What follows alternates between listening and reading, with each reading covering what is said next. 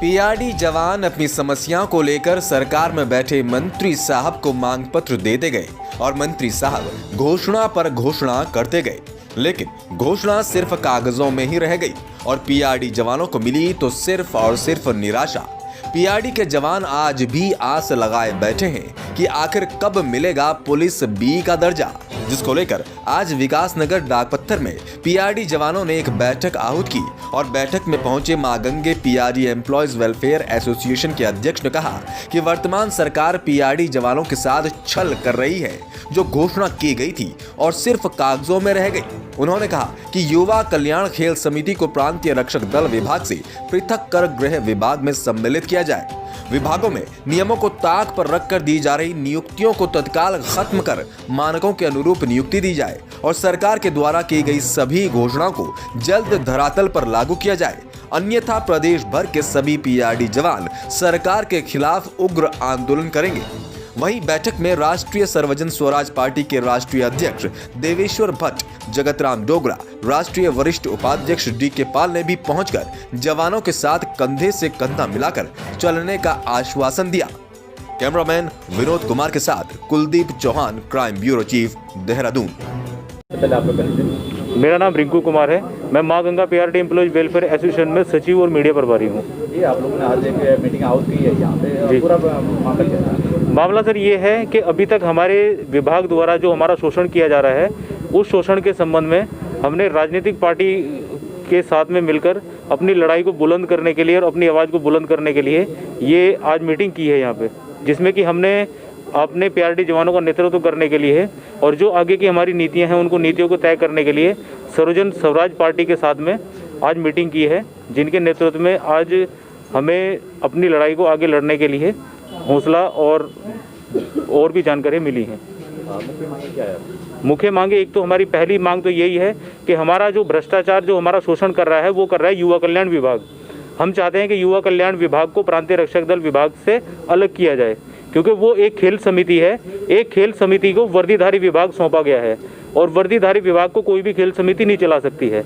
जिनको वर्दी के बारे में पता ही नहीं है, उनको कोई ज्ञान ही नहीं है, उनको हमारा विभाग दिया हुआ है और वो हमारा शोषण ही कर रहे हैं।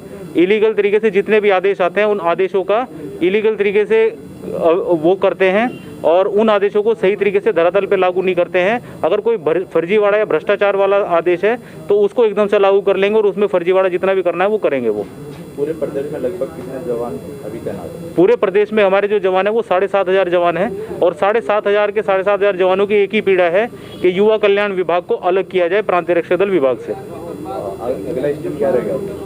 अगला स्टैंड तो हमारा यही है सर कि जो भी हमारी नीतियां हैं, नीतियों के तहत हमने अपनी जो मांगे हैं उनके लिए हमने कोर्ट के अंदर भी याचिका अपनी दायर की है। कोर्ट के अंदर भी हमारी लड़ाई चल रही है और आगे हम राष्ट्रीय स्वराज पार्टी से जुड़कर अपनी लड़ाई को आंदोलन के तौर पे भी आंदोलित कर सकते हैं। मैं डी.के. पाल, सर्वजन स्वराज पार्टी से राष्ट्रीय उपाध्यक्ष।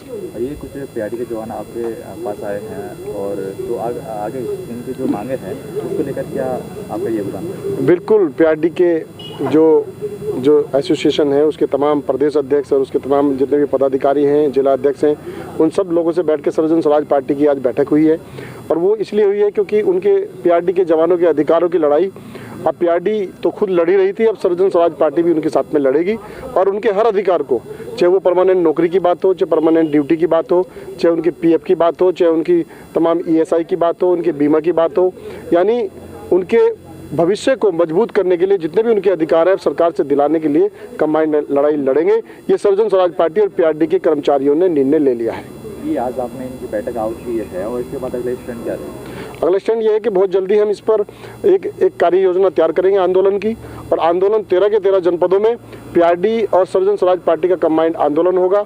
उस आंदोलन के माध्यम से हम सरकार को चेताएंगे, अपनी मांगों पर वो हमारी मांगे माने उसके लिए उसको बाध्य करेंगे और जरूरत पड़ी तो पूरे राज्य व्यापी एक बड़ा जन आंदोलन पीआरडी के साथ में मिलकर के सर्वजन स्वराज पार्टी खड़ा करेगी और राज्य के नौजवानों को इकट्ठा करके हम सरकार के चाहे मुख्यालय घेरना पड़े, चाहे विधानसभा घेरना पड़े, चाहे हमें राज्यपाल मुख्यालय घेरना पड़े, हम किसी भी हालत में पीआरडी के जवानों की मांग को पूरा करवाकर दम लेंगे और उससे पहले हम चैन से नहीं बैठने वाले।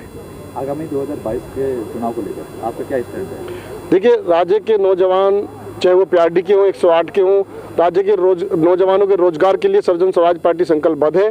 और उन तमाम राज्य के नौजवानों को रोजगार दिलाने के लिए पहले तो ये साल जो आखिरी साल है, इस पर हम राज्य आंदोलन करेंगे, सरकारों को चेताने का काम करेंगे, और नहीं तो 2022 के अंदर हम पूरी ताकत के साथ में चुनाव में उतरने जा रहे हैं। अगर हमारी सरकार, हमारी पार्टी की सरकार सत्ता में आती है तो सबसे पहले राज्य के तमाम नौजवानों को रोजगार पर अध्यादेश लाएंगे, कानून बनाएंगे, नीति बनाएंगे, नियम बनाएंगे, और राज्य के नौजवानों के भविष्य को सुरक्षित करने का काम सर्वजन स्वराज पार्टी करेगी।